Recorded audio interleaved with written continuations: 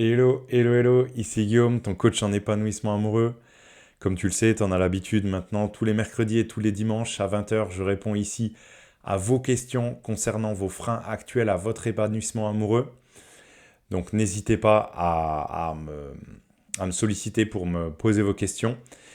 L'objectif étant que tous ensemble, on puisse pleinement s'épanouir dans notre vie sentimentale, comme on le mérite tous finalement, hein.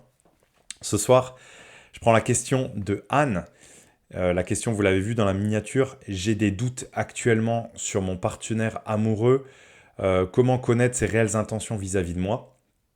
Question super intéressante, merci pour ça. Anne, tu rajoutes aussi donc comme élément de contexte que tu fréquentes quelqu'un depuis quelques mois, c'est une relation à distance, mais tu doutes de sa sincérité, de sa volonté de vraiment s'engager avec toi.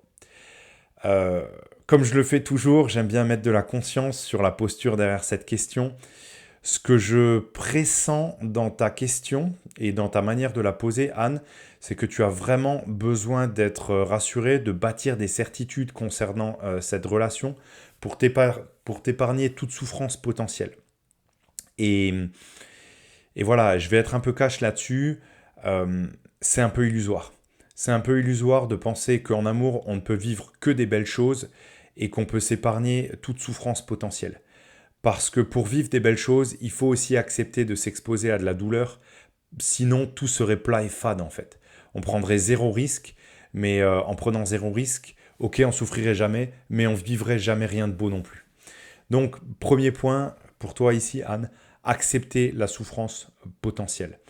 Et, et ce que je pressens aussi, c'est peut-être que tu n'es pas forcément dans cette relation pour des bonnes raisons, que c'est principalement une relation qui nourrit surtout ton besoin de te sentir aimé et pas forcément une relation qui te fait grandir et qui t'épanouit pleinement dans les interactions que tu peux vivre avec cette personne.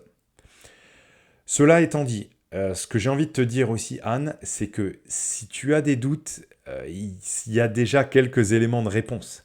C'est déjà une partie de la réponse, le fait d'avoir des doutes, avoir une intuition qui n'est pas très bonne, c'est déjà une réponse en soi. Ensuite, de manière beaucoup plus terre à terre, ce que j'ai envie de te recommander, c'est juste d'observer les actes plutôt que les paroles. N'accorder de l'importance que à ce que la personne fait plutôt qu'à ce qu'elle dit. D'accord? Et alors là, c'est assez simple. Est-ce qu'il est présent et il est investi dans vos interactions quand vous êtes ensemble?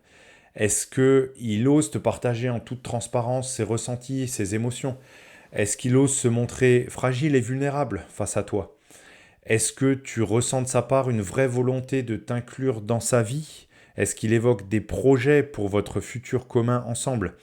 Est-ce qu'il a déjà parlé de toi à ses proches? Est-ce qu'il a déjà mentionné une envie de te présenter à ses proches? Voilà, tout ça, c'est des indices. Je t'encourage vraiment à mettre de la conscience là-dessus, à te poser ces questions-là. Et ça va beaucoup t'éclairer sur la sincérité ou non de ce partenaire amoureux actuel avec qui tu es en train de construire, ou du moins essayer de construire quelque chose.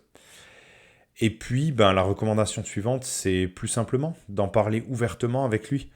Finalement, c'est aussi une super opportunité pour toi d'initier une communication transparente avec lui en toute sincérité, en toute ouverture. Lui poser la question. Ok, ben écoute, ça fait quelque temps qu'on se fréquente. Comment est-ce que toi tu vis les choses? Comment est-ce que tu vois les choses entre nous?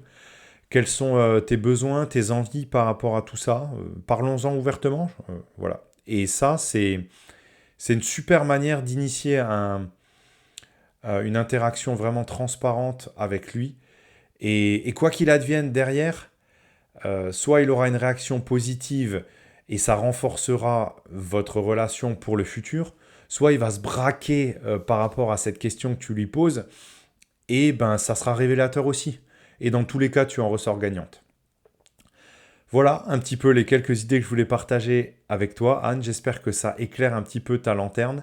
N'hésite pas à rebondir en commentaire à cette vidéo ou bien à m'écrire directement sur Facebook pour me dire ce que tu en as pensé, pour me poser d'autres questions si nécessaire. Vous pouvez, vous aussi qui regardez cette vidéo, me poser à tout moment vos questions, soit en commentaire sur n'importe laquelle de mes vidéos, soit en message privé sur Facebook. N'hésitez pas.